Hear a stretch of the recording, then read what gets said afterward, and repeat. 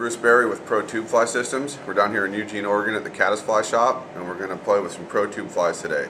I'm going to be tying a Sculpin pattern.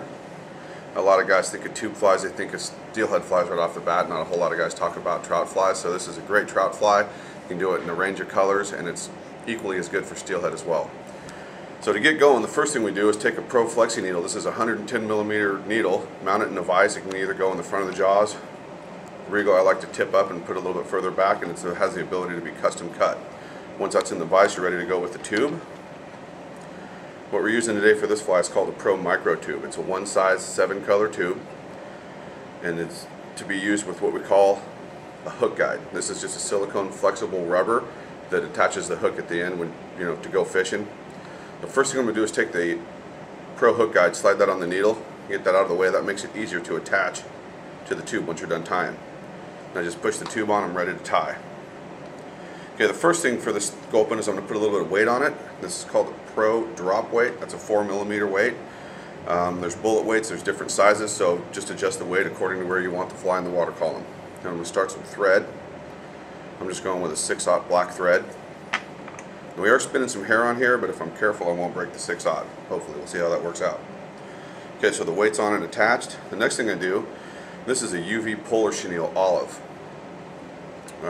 It doesn't have to be UV, it can be UV. I like the UV myself. So we're going to tie that in, secure it with a few wraps.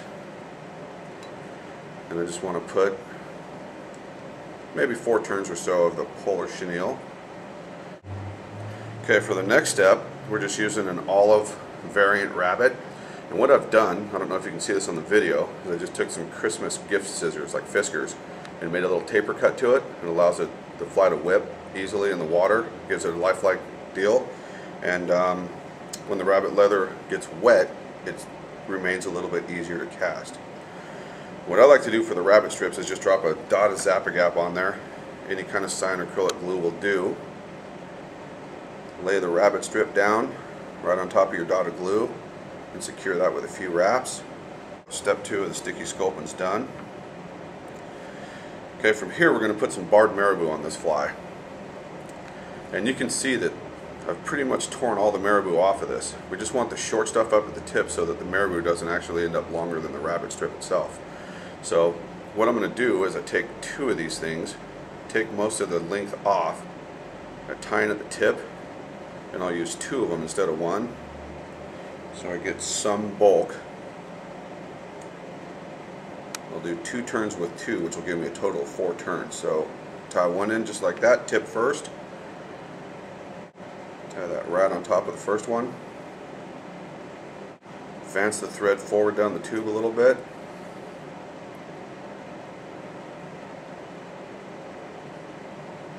and I'm going to start spinning this. And just to make sure that the fibers don't get trapped again, I'm just going to kind of sweep and spin the material. Okay, there's 2 full turns of marabou. Just going to walk the thread through there.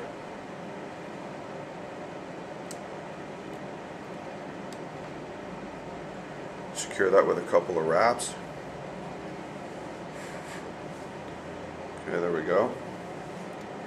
Then the Sculpins will tend to have some different coloration. I'm going to kind of go in with an orange theme here. I'm going to put 2 turns of guinea on there. There's 2 turns. Tie that off.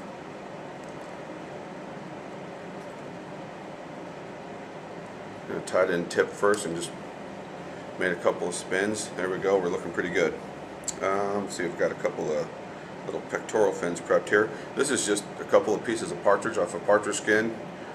They're all pre-prepped and ready to go. I'm going to tie these on directly down the sides of each side of the tube. And I like to catch a little bit of stem with the first wrap and then catch some of the fibers as it's coming off of the stem. Catch some of the barbs. So I'll secure that side with a couple of wraps. Go into the other side. This one you'll be able to see what I'm talking about. Catch the stem and then work back into the barbs. Nice and even. Secure that with a few wraps. That looks good. That looks good. So we'll clip that side. Okay, now I'm going to spin a little head on this thing. So you just want to pick some kind of a deer hair. Not a huge hunk of deer hair in there. I'm only going to do one set. I don't want this super dense like a really nice muddler. I want this kind of loose so it can be fished, you know, on a dry line, or it can be fished on a sink tip. So I want this to have the ability to go down as well. And this is going to push water kind of like adding a cone or a disc. And we're going to stack a little bit. Pull the deer hair out. Okay, so when I measure these things, and for some reason, when you make your measurement and tie it down, it ends up a little bit shorter than it looks. So I'm going to match the length of the gills, pinch that point. A lot of this I don't need, so I'm just going to make a quick trim cut, try to make it nice and straight and shorten up those butts. I'll just take this thing with my 2 fingers, bring it down to the tube and just push it right into the tube. Bring your first wrap up, catch it between your thumb and forefinger, go over the top. There's one soft wrap, second soft wrap, and just as I start adding tension straight down over my whip finish point, I'm just going to kind of release the hair, allow it to do its thing and spin.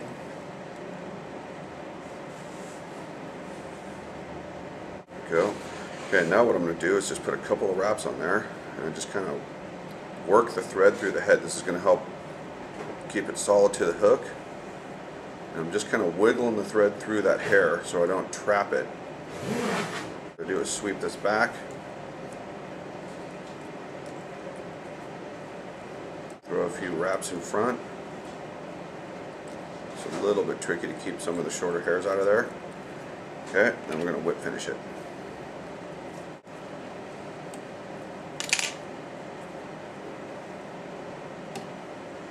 Okay, so to finish this fly, we're just going to need a double-edged razor blade that has some flexibility to it. You can find these in any supermarket aisle. Now I know right now that I want it flat on the bottom and then the kind of a nice flat tapered sculpin shape up top. So since it's in the vise, it's on the needle and everything's straight, I'm going to go in here and just make a nice cut across the bottom. Okay, and that gives me kind of a locator to do the rest of the trimming. Now I just lift the back of the fly, attach my hook guide, push everything off the needle, and I'm ready to finish the trim. So I'll turn this guy over to the bottom side, finish that flat bottom trim. I just want to go back, and you can take the guard hairs out or the collar out of the bottom, it doesn't matter, your choice. Okay, then I turn this guy over. I'm going to try to keep this in focus for you. So what I want to do from here is hoop that double-sided razor blade. Be careful when you're doing this thing, these are extremely sharp. Now to make that taper, I'm just going to angle the fly at the taper I think I want and push the razor blade through it. Okay, so I'm going to start low and it just kind of works back and you can kind of see that taper starting to build. Something like that. Be careful that you don't hit your collar on this cut. So a lot of times I'll stop early, get the majority of it out of there. And then we'll take the scissors and just grab the few that we didn't get with the blade. Something like that. And I'm going to give it a little bit of taper. Shorten that guy up. A few crazy ones off the bottom there. Okay, so now I like, when you're making a trim for these guys, I like to use a razor blade cut rather than scissors. It just doesn't squash it. And if you're going to add any weights or cones or anything, it won't deform the tube. So just a quick razor blade cut on a hard surface. So we'll get rid of the rest of the tube we don't need. And this one, because of the deer hair, I'm not even going to burnish it. Generally I do burnish the tube to finish it off a little bit. A couple of scragglers out of there. Okay, so what you end up with when you're done is a cool little sculpin. And that one I can put a size 2 or 4 hook on, fish it for steelhead. This one has an olive collar, this one has an orange collar, gives a little bit different look. Then I can change to a medium hook guide and go with a smaller hook and fish it for trout. This is great anywhere, bull trout, rainbows. The sticky sculpin is also really good and lends itself to some different color options, kind of a blood red, purple, black. But you know, this is one you can play with, so have fun, mess around, pick the colors. You can make it a little longer, you can shorten it up. But there's your pro tube. Nick Rowell's a buddy of mine, that's his pattern, sticky sculpin. Try one, they're fun.